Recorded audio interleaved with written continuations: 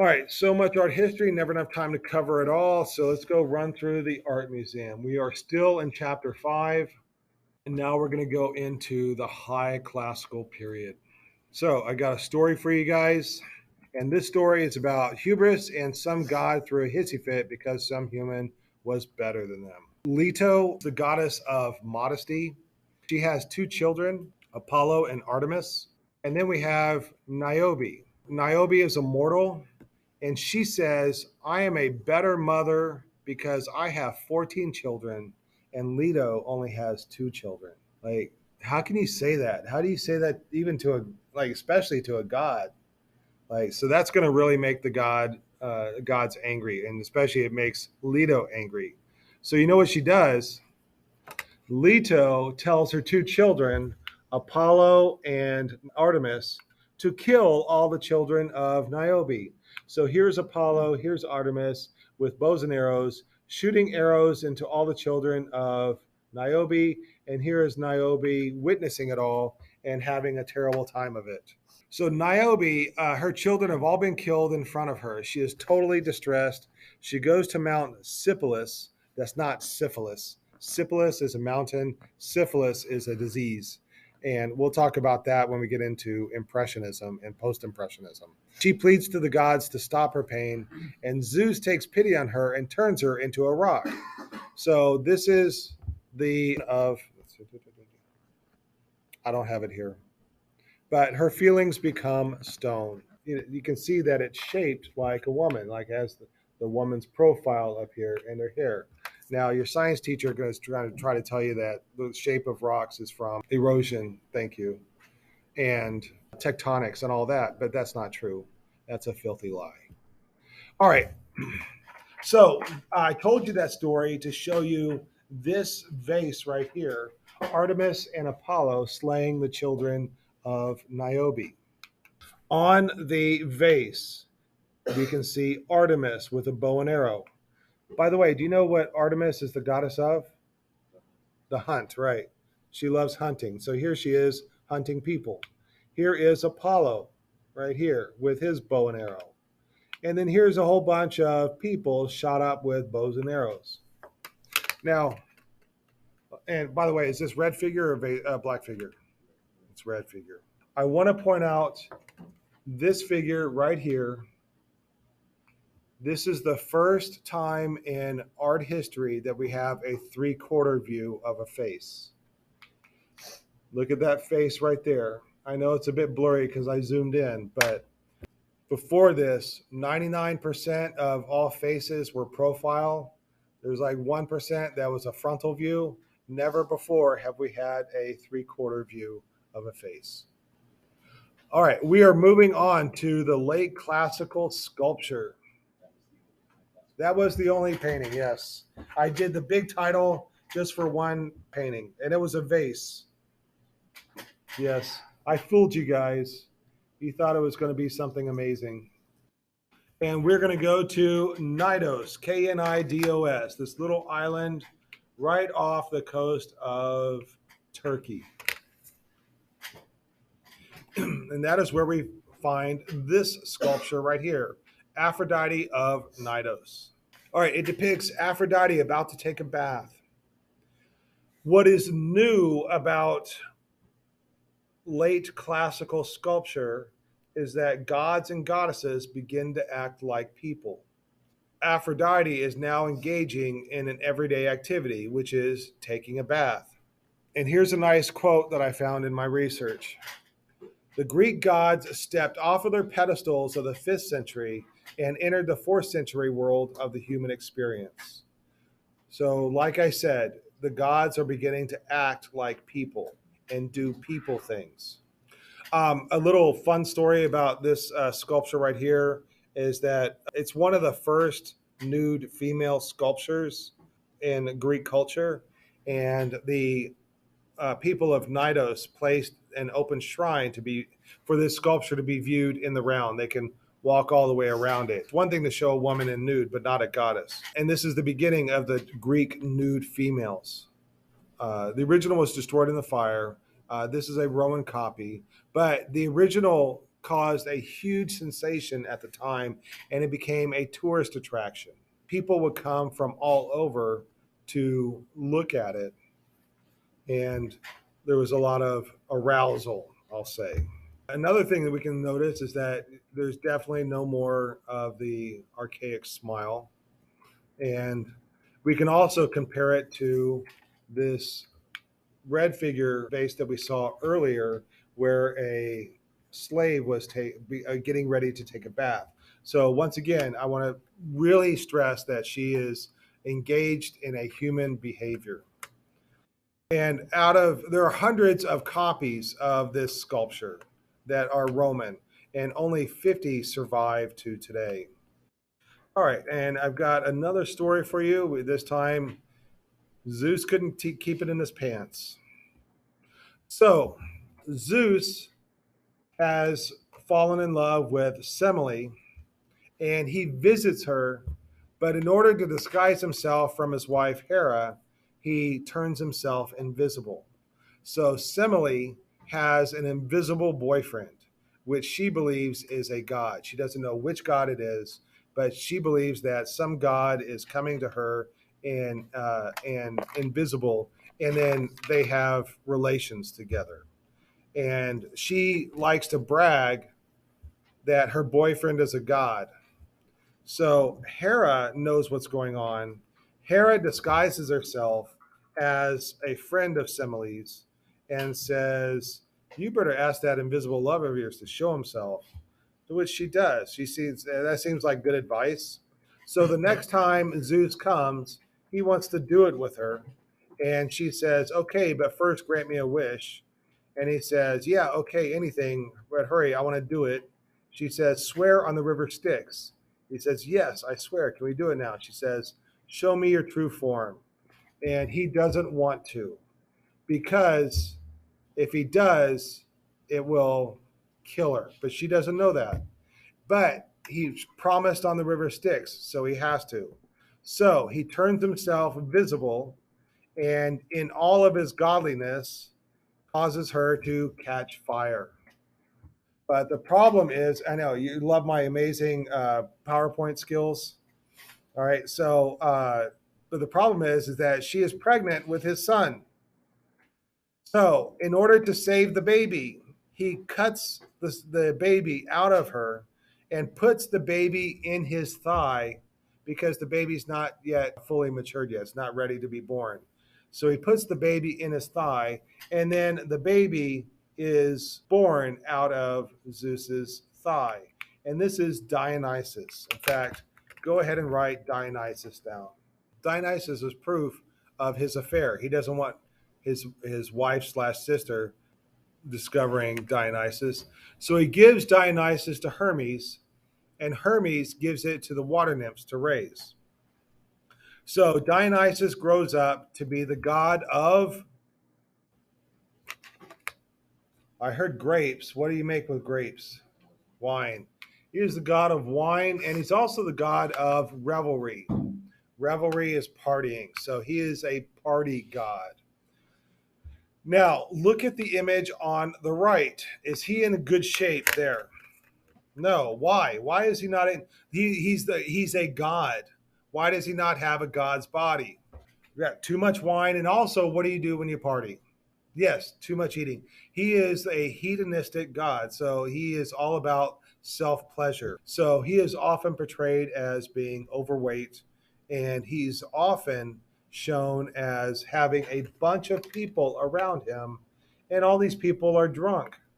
You will often see grapes, you will often see wine being poured, and you will often see grape leaves in people's hair.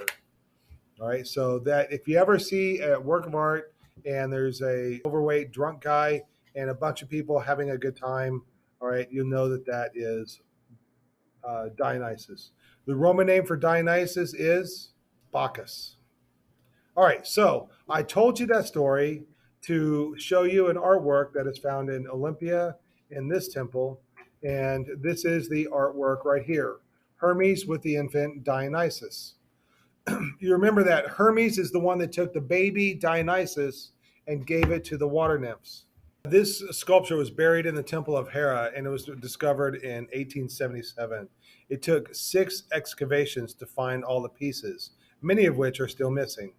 So if we can get a closer look at this, and I'm going to skip ahead to this right here. All right. So Hermes is holding something up. Little baby Dionysus is reaching out for it. What do you think Hermes was holding up that Dionysus was reaching out for? Yeah, or grapes. All right. So it's very common that people think that that would have been grapes. Hey, how you doing? All right. What I want to point out here is that Hermes is doing something very human. He is engaging with a baby. He is teasing a baby. And that's a very human thing to do. So, once again, in the late classical period, the gods are behaving like people. Hermes has taken Dionysus to Paphos Selenos, and he stopped to take a rest. He leans on a tree and teases Dionysus with some grapes. This is a very human moment, a human interaction between adult and child, and the gods are acting like humans.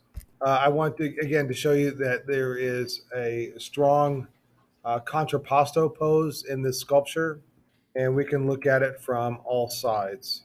And another detail, you can see the sandals of Hermes, and it's very similar to the sculpture of Doryphorus. However, there are some minor differences. One difference is I want you guys to look at the hair of Doryphorus and Hermes. And Doryphoros, remember how this hair right here was a huge advance from the Kuros and Kore that were very abstract. This looks a lot more natural, but compared to the hair of Hermes, it looks very flat and cartoonish, especially seen from this point of view. All right, I want everybody to know what a strigil is. This right here is a jar and it would have held oil in it.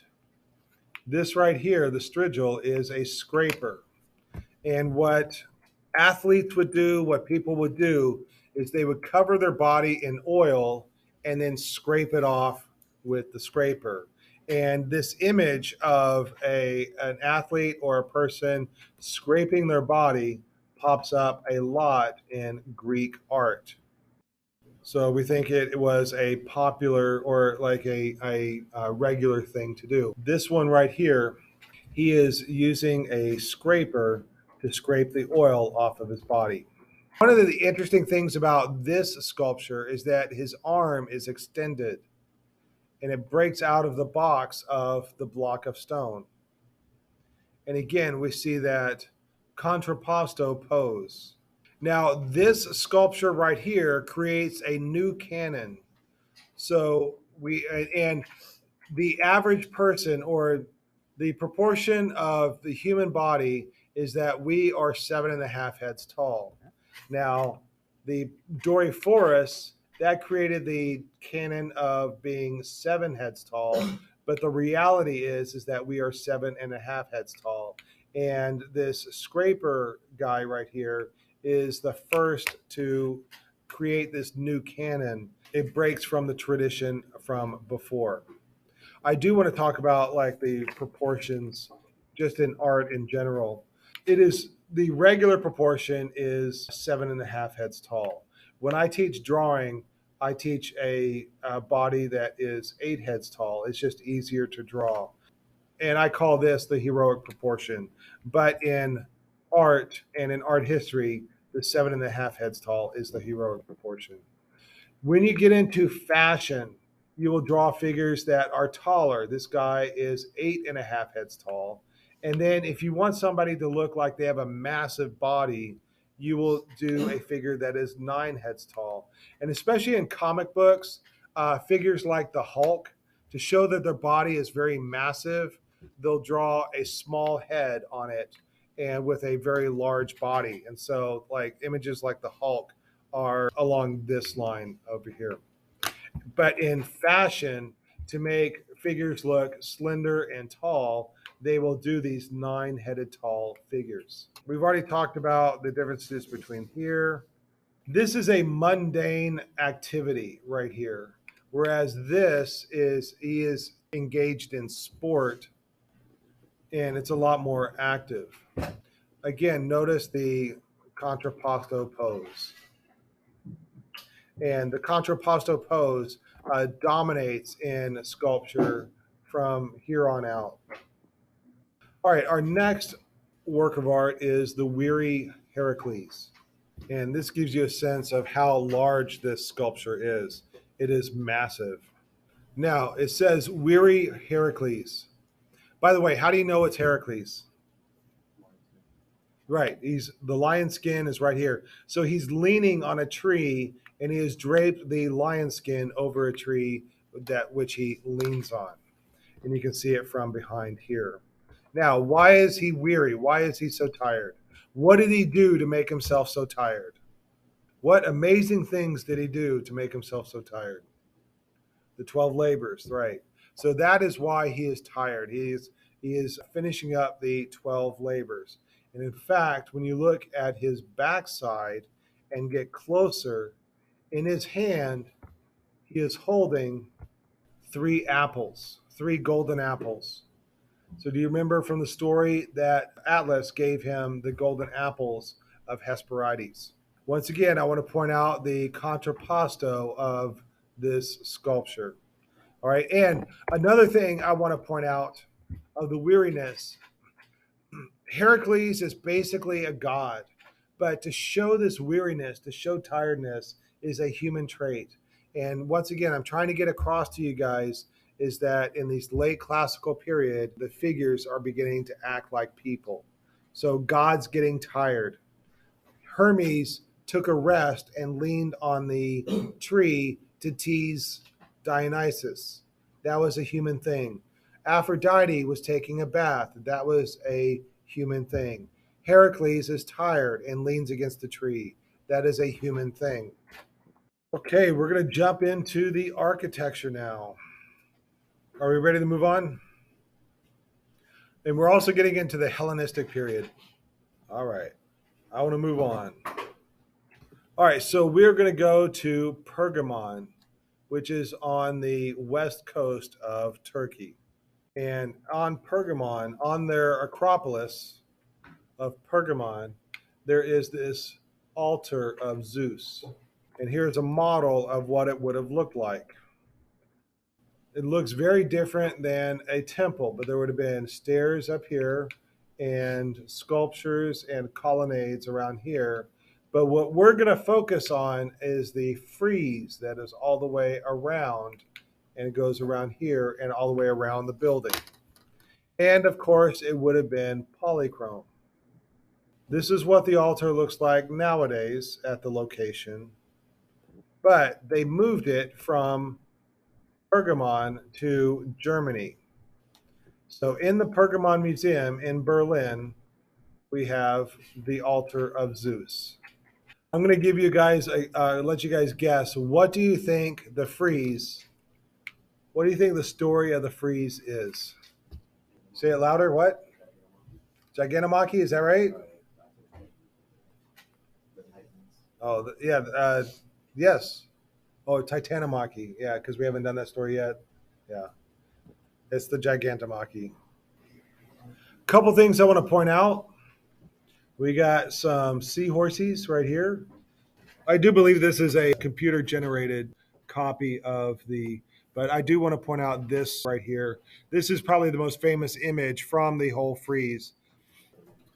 Okay, today we dive into the last of the Greek art, which is the Hellenistic period. We're going to first look at, in fact, with Hellenistic period, I think we're only going to look at sculpture. Okay. Is that the altar of Zeus is Hellenistic? Yeah. Okay.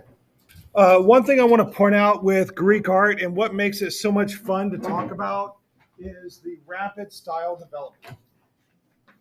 If you look at where we began with the archaic Kouros and then move through the classical era, and then over here on the right we have the Hellenistic era, you can see very obviously a vast change in style.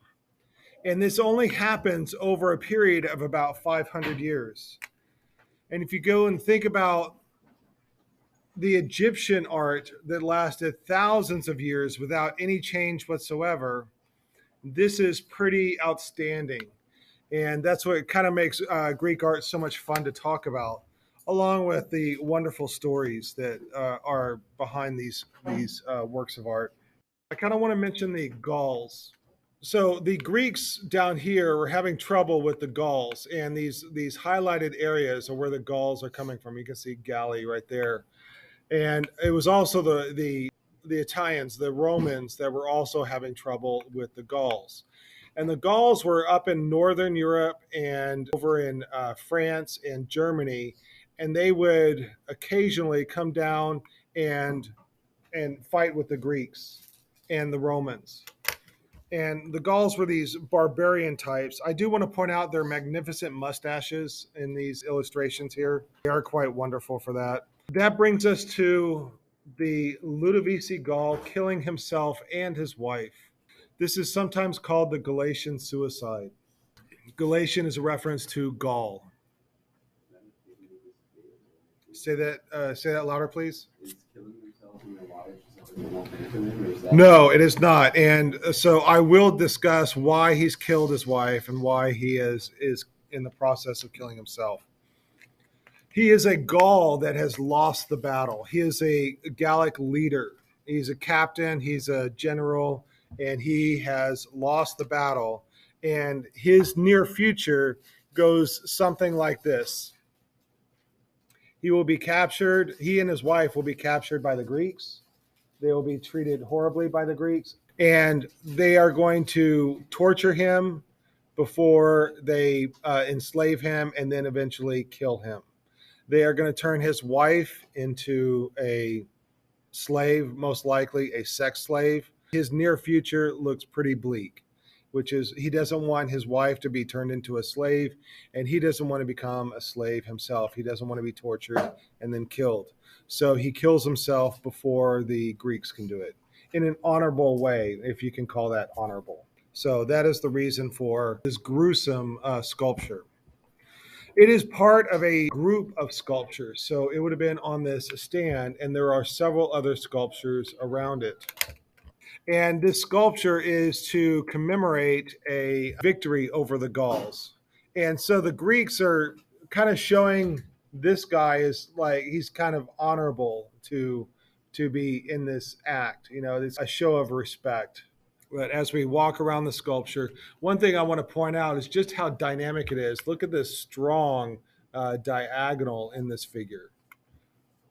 And one thing that makes sculpture interesting is sculptures that are interesting to look at from every point of view.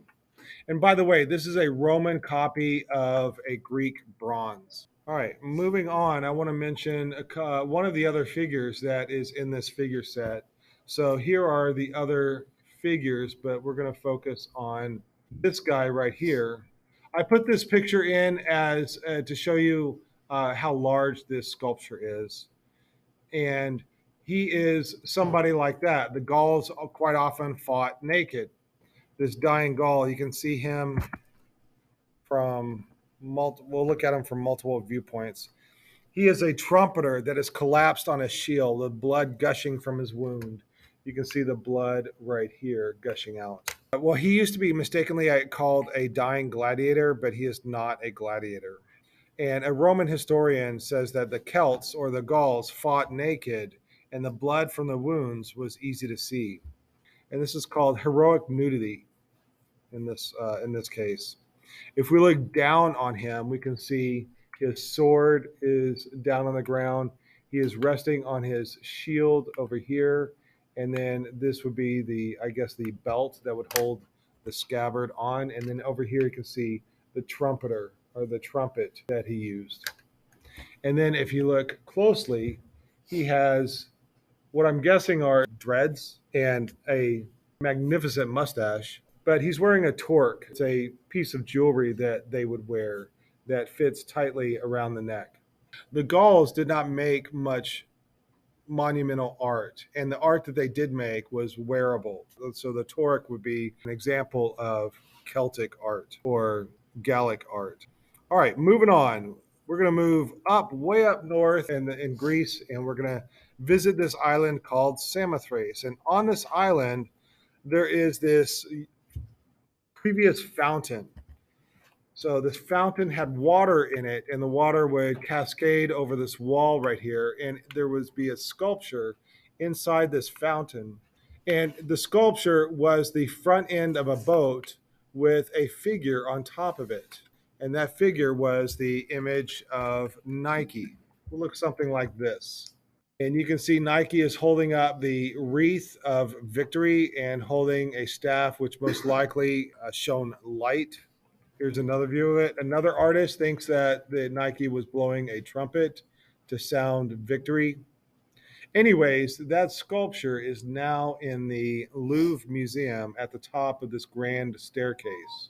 And if we get a little bit closer, we can see Nike and her magnificent wings in the back. And you notice that her head is missing and her arms are missing. So we can only guess as to what her head looked like and to what the arms were doing. So some people think that she had a trumpet.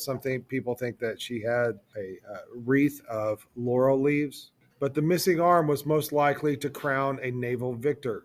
And the right wing is not original. It is a copy of the left wing. The right wing is missing. What I love about this sculpture is that even though Nike is just standing there, it really looks like the wind is blowing around her.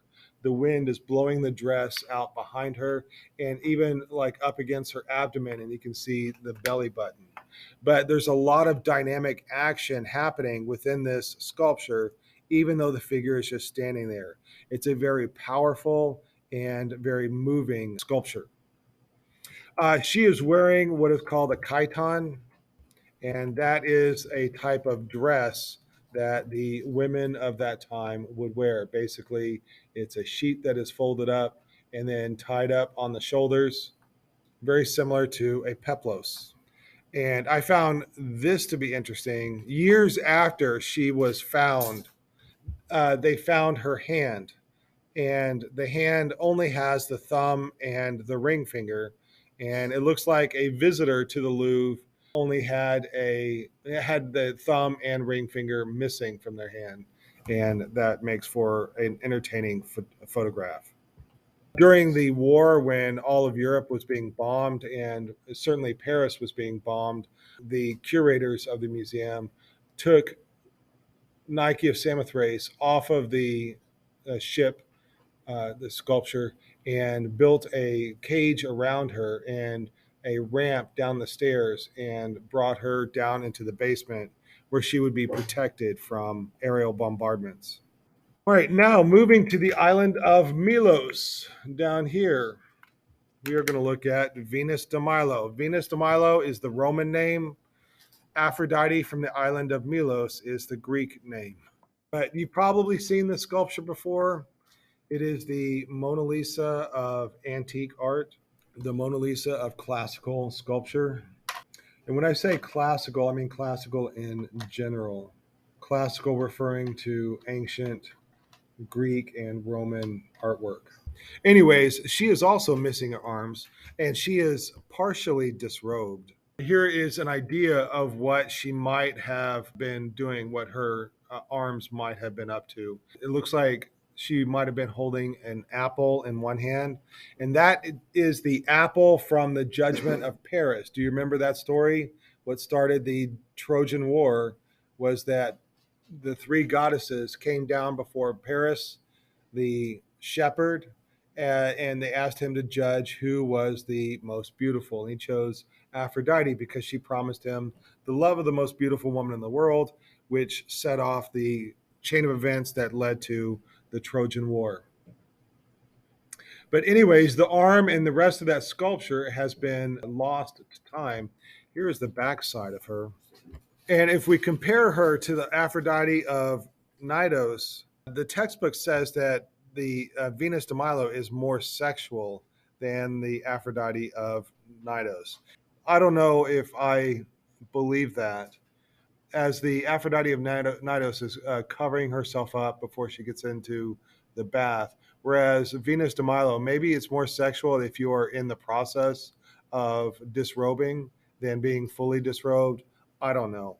All right, and I have a quick video, or it's a 5-minute video of some details of the Venus de Milo that are quite interesting. So everybody, eyes up on the screen. These are all the same woman. Which one do you recognize? Why? How did the Venus de Milo, an armless ancient statue, go from being lost on a tiny Greek island to an international icon? It's part of a story that spans centuries, and a possible cover-up that starts with the missing piece right here.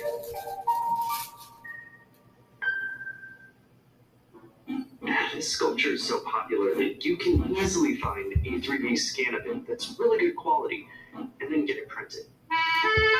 And the sculpture itself provides a clue to her popularity because it contains her history. I really hope I don't screw this up. The story is hidden right here, in the scene. In 1820, a Greek farmer discovered pieces of a woman carved from marble on his land. He sold what he found to the French for about 1,000 francs. Today, that'd be around 11,000 US, enough for a decent used car. They took this home, the Venus, split in two, along with some other scattered marble fragments. Venus has a bunch of imperfections. The arms were not still attached. Other flaws marked the body. She was missing her earlobes, probably taken by looters. A foot was gone. Right here. And a likely base called a plinth had broken off. That would have been right about here. Each half was meant to be joined in the center with iron tenons. Imagine two metal rods joining the two halves. The rest of the parts likely fell off due to age. When she was assembled, her scale was really impressive at 6 feet 7 inches high and with a 12.5-inch foot. It's large, Shaq-esque foot. But Venus's looks weren't the most important factor in her success. For that, you've got to look to the circumstances in which she was dug up. And the French art world, it was in turmoil.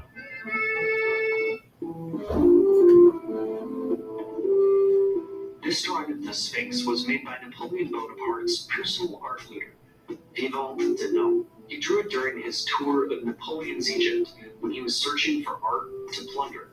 Classical art was considered the most desirable, a tie to the greatness of Rome and Greece. While Napoleon spent 20 years trying to take over the world, Denon took art from everywhere Napoleon succeeded.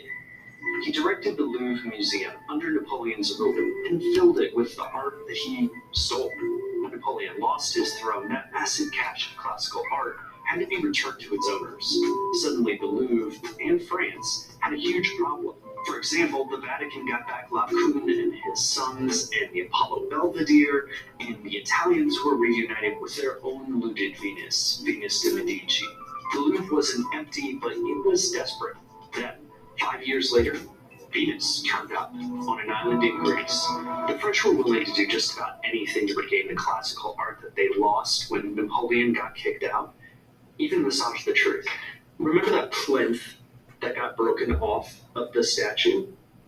Right here. We know what the plinth looked like thanks to early drawings. By the sculptor's name on it and some other clues, it definitively dated the Venus to 130 to 100 BC, what is called the Hellenistic era. That was a problem. It was 200 years after the classical period, the one that the critics loved. So the French tried to hide it. The plinth got lost before Venus went on display in the Louvre in 1821. With the plinth taken care of, the museum's director declared Venus was definitely classical, not Hellenistic. And the Louvre supported critics who called Venus a work of classical Greek genius. They gave her a prime spot in the gallery and insisted it was certainly the well-known goddess Venus, even though she didn't have a label. Competing interpretations of what Venus's missing arms were doing surfaced, and the Louvre supported the ones they thought made Venus look most important. All of this worked. Venus held a prime spot in the galleries and became iconic. The Louvre insisted that she was classical, all the way until 1951, when they finally reversed course. Her unique fame was the result of the Louvre's branding campaign to regain national pride. It's that history that makes her the Venus we recognize. Maybe the history is the reason she's still worth seeing today. Okay, so one little public story. All right, so that's an interesting story about the Venus de Milo and how the museum manipulated the truth to promote art in their museum. Anyways, I have a couple of other fun things for the Venus de Milo. I don't know if you've ever seen this commercial. I work 13 hours a day, 6 days a week. So when I'm off the clock, I gotta get stuff done. So when I need a snack, I need something healthy, tasty, and easy to eat. Like wonderful pistachios without the shells. They're protein-powered, delicious, and great on the go. And that's perfect for me, a woman without a lot of time. All right, a clever ad for pistachios using the Venus de Milo. Another ad that I like a lot that I remember from the 90s is this Bud Light ad. By the way, don't drink alcohol until you're 21. Perfect. And the best part, in each hand, she has a cold Bud Light. Good day, gentlemen. What a waste of 2 Bud Lights.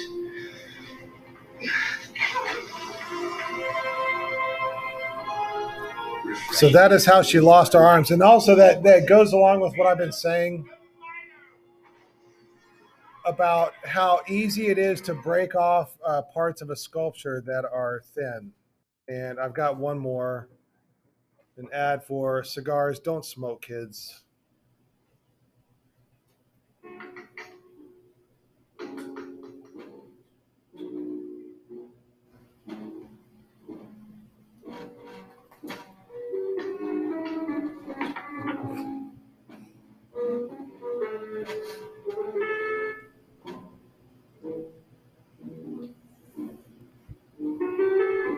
All right, so another interpretation of how she lost her arm. All right, rather amusing. All right, so back to some story time. All right, we are at the end of the Trojan War. 10 years of war, and it's getting nowhere. Achilles and Patroclus are dead. Ajax is dead. Hector is dead. Everybody is weary of this war. They want it to all end. They want to all go back home and be with their families. So the Greek generals and heroes devised a plan. Odysseus pretends to be a merchant that has been caught by the Greeks and tortured. So he knocks on the door of Troy and he tells his story that I am a foreign merchant and I've been captured by the Greeks while trying to smuggle supplies into Troy and I was tortured. So they let him in. And then in the middle of the night, Athena puts the guards to sleep and Odysseus steals the Palladium, which is like a small sculpture in a shrine dedicated to Athena. And basically, it's a good luck charm for the Trojans. But Athena doesn't like the Trojans. She wants to see Troy fall. So she is helping to destroy the Trojans. With Athena's help, he is able to kill the guards and escape with the Palladium. And now the Greeks have the Palladium. Like the next day, there is another battle between the beach and the walls of Troy, and the Greeks do very badly in that battle. That night, Trojans on top of their walls of the city can see a massive fire down by the Greek camp. And in the morning, all the Greeks are gone. The beach is empty. The camp has been abandoned. And what is left is a large wooden horse built from the wood of the ships. There is a man tied to a post. His name is Sinon, and he pretends to have deserted the Greeks. And Sinon tells them that the Greeks thought that after stealing the palladium, the gods were angry with them, especially Athena. It was her temple that was violated, but in reality, Athena was helping them. All right, the Greeks thought that the gods would never let them win the war against Troy now that they have insulted the gods by stealing the palladium. The fire last night was an offering to the gods for safe passage home, and the horse is also an offering to the gods for a safe passage home. He then told them that the horse was made too big for the Trojans to move it into their city, because if they did, they would be invincible to a later Greek invasion. So his story convinced the Trojans because it included the former details as well as an explanation that he was left behind to die by the doing of Odysseus, who was his enemy. Among the Trojans on the beach was a priest named Laocoon. He suspected that this horse was a trick. He begged his other Trojans to burn the horse right here on the beach. In one version, he threw a spear at the horse. In another version, he set fire to the horse, which was quickly snuffed out by the other Trojans.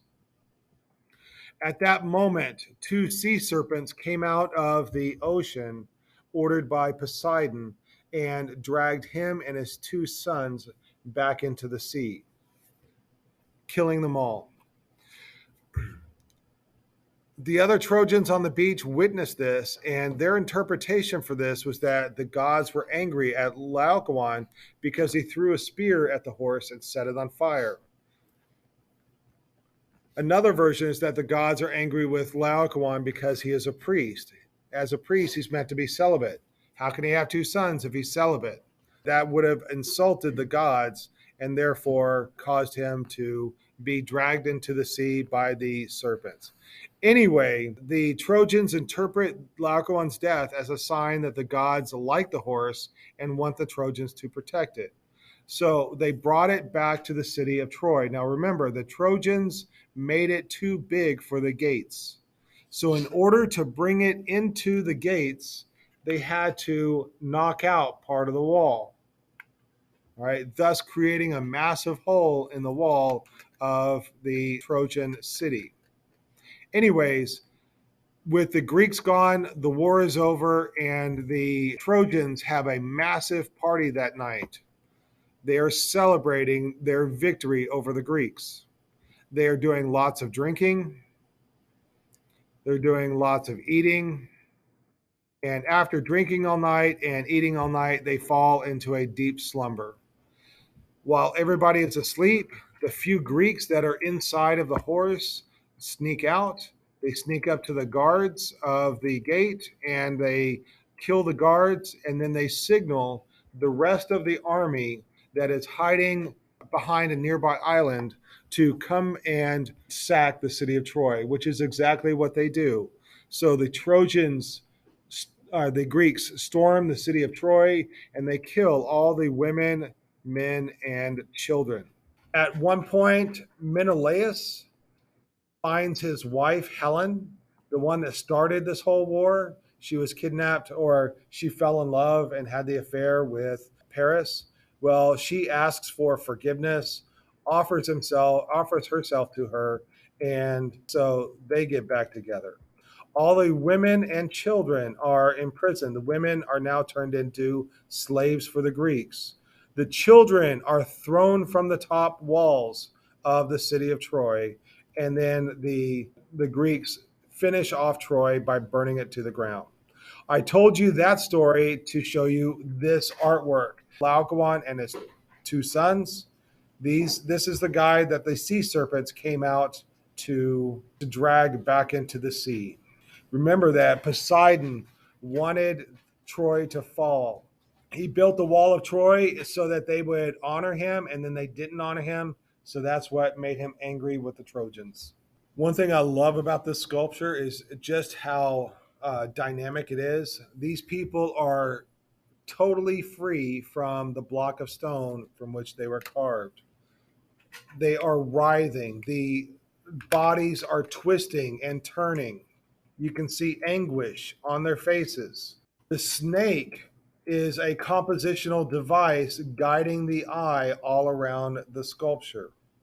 And like I said before, it shows a lot of twisting movement in this, therefore showing off the ultimate of dynamic action in a stone sculpture of Hellenistic art. All right, that finishes us for Greek art. Are there any questions about Greek art?